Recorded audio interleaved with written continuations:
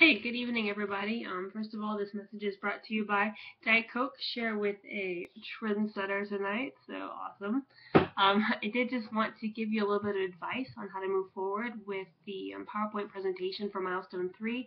I'm almost finished, finally, grading the Milestone 2 submissions, and there seems to be a pretty consistent pattern of a lot of you having a lot of information on every single slide and not having a lot in the speaker notes.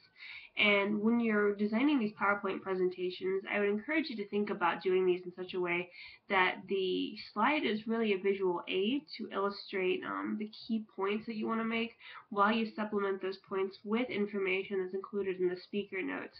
And so as an example, I made this high-tech little handout here.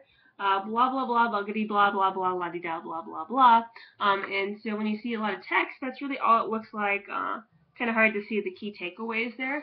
However, if you were to instead take a few key points, summarize them with a nice graph, and then what the audience is not seeing is that in your speaker notes you have all of this stuff that you can read from to kind of explain each of these key points and maybe the graphical relationship illustrated here.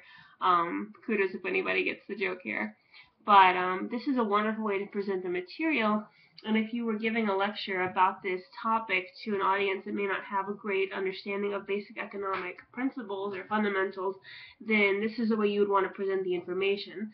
And if you have everything on one slide, it kind of gets lost.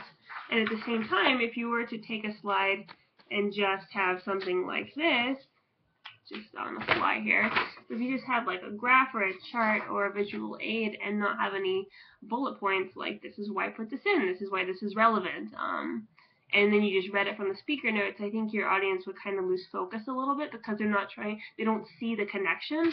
And so maybe you'd have something like, let's see, supply and demand runs the show.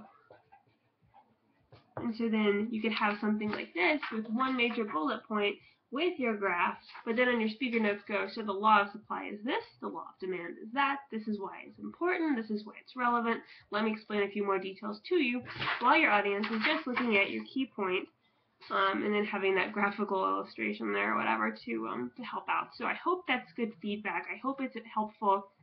If any of you feel like your scores are kind of low for Milestone 2 because you had issues with this, I'm happy to take a second draft and take a look and give you some constructive criticism before you submit your final draft, because you'll probably want to make some revisions based on some of the feedback I've given you. If you would like to, it would definitely help you get a better grade once you put everything together in the end, and that's coming up before you know it. We're rapidly approaching the end of the module. Crazy, I know. And so in the meantime, I've got 3 or 4 more presentations to grade. I'll get those posted by tomorrow.